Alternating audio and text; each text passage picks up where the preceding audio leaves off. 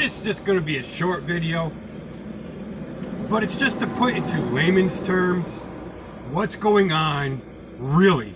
Not what you're hearing on like CNN and MSNBC about why the government keeps saying we have enough tests to start opening the country. Now, yes, we do not have enough tests to test everybody in the country. But that's not what the government is talking about. And realistically, it can't be done. It can't be done right now at this point in time just because of the supply chain. And we're not talking about just the supply chain here in the United States. We're talking about some of this stuff is on a global supply chain.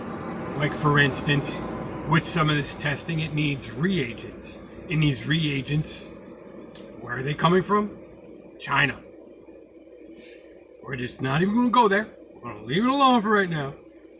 But it's an international supply chain. And obviously, this is an international virus. So everybody around the world is fighting for these supplies. And then some people are going to say, well, we have the American companies over there in China. Why aren't we just bringing it over? The problem is those American companies, even though they're American companies, they're on Chinese soil, which means they're forced to do what China tells them to do, despite the fact that President Trump might be telling them, hey, you got to send this to us. There's a tug of war between the United States and China right now that a lot of people aren't being told about because of what the Communist Party is telling anybody who owns a business in China to do. We're on the brink of war with China. Believe me, there's a lot more going on behind the scenes than any of us are being told. And it's obvious with the supply chain. There's a lot of things, there's a lot of geopolitics going on right now that are way above any of our pay grades. There's a lot more behind the movements out in the ocean right now than anything to do with DEA. We're not even going to get into any of that. We're just going to talk about these tests. So what they do understand is they have this many tests. I don't know what the number is, but they have this many tests. Whatever that number is, that's how many tests they have. Let's say it all breaks down to where they get this many tests for the country. So you have this many tests for every state.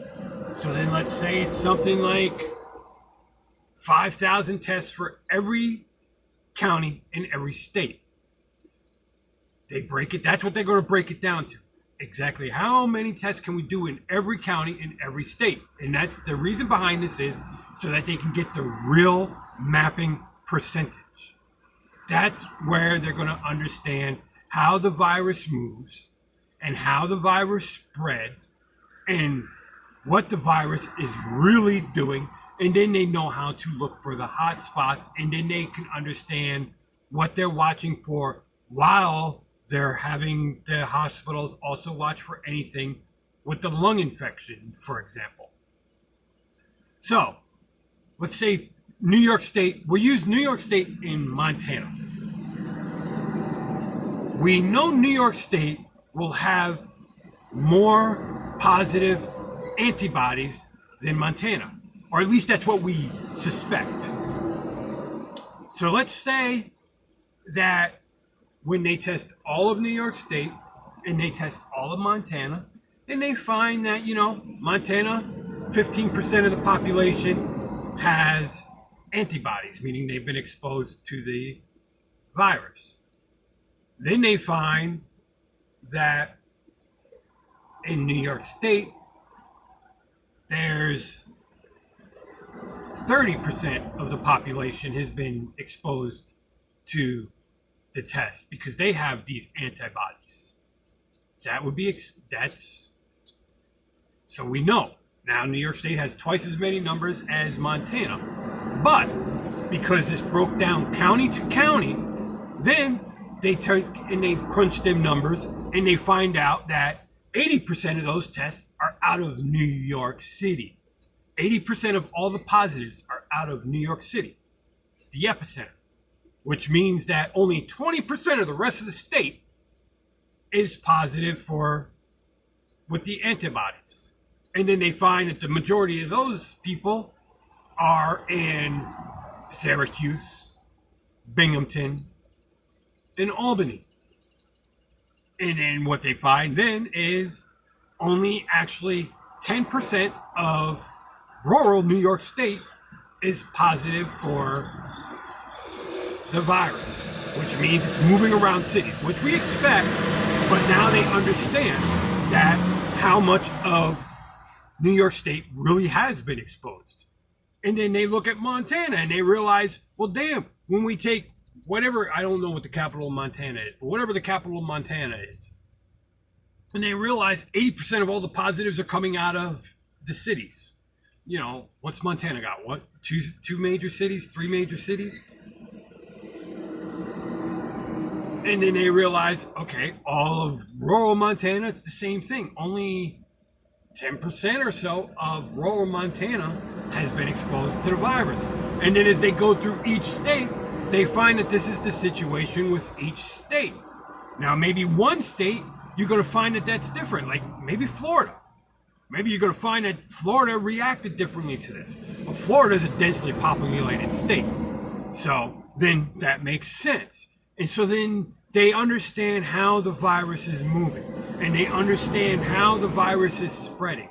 And that is why they're saying they have enough tests now, because now they know how to track this and they know how to look for it. And they know when somebody pops up, if they pop up in an area and they look and they see, well, this guy popped up, but he lives way out here where his nearest neighbor is 10 miles away and nobody else has popped up within a week, they know, okay, it's an isolated incident. He's been to one of these major population areas. What major population area has he been to? They've already been looking into that and they know, and they're already watching that and they're already seeing that cluster start to build. But that is what they are talking about when they say that there is enough tests to start opening up the country now. So despite what CNN and MNS, the nut jobs over there with the Morning Joe and the rest of them, despite what they're telling you, that is what the government is talking about when they say that there is enough tests to start opening up the country. No, I am not a doctor. No, I am not a scientist. But the fact of the matter is, these are just numbers. And that is what they're looking for, is numbers. And it doesn't matter what you apply numbers to. The numbers always work out the same. They come down to averages. Doesn't matter if you're talking about birds, trucks, miles, cars, parts, people, baseballs, baseball home run averages. It's all averages. It all works out the same. That's all this is about, is numbers. And anybody who understands numbers can understand these numbers. And that's all that's coming down to. It's not about the science behind it. I'm not claiming to know the science behind it. But the numbers are easy to understand. If you know numbers, anybody can understand these numbers that know numbers. And that's all it is. And that is why the government keeps saying we have enough tests to start opening up the country. They're not saying we have enough tests to test everybody. That's unrealistic. That's 350 million people. 350 million people, we've had what? 2 or 3 million people at the most tested nationwide so far? At the most? It's 1% of the population. It's just not realistic. So they need to start letting things move. And this is how they're going to start. In these tests, I don't know how they're going to, if they're just going to go and call people and ask them to come in and take the test randomly from each county. But that's, if they're going to do this, that's the most sensible way that it seems that they're going to do this. It's going to break down. We have this many tests for the country. We have this many, that means we have this many tests for each state, which means then we have this many tests for each county. And that is how they're going to figure this out. And that makes sense. And if that's what the government is doing, then it makes then it's understandable why the government is saying we have enough tests to open up the country. Because that's what they need to do to know how this thing moves. They need to start testing people.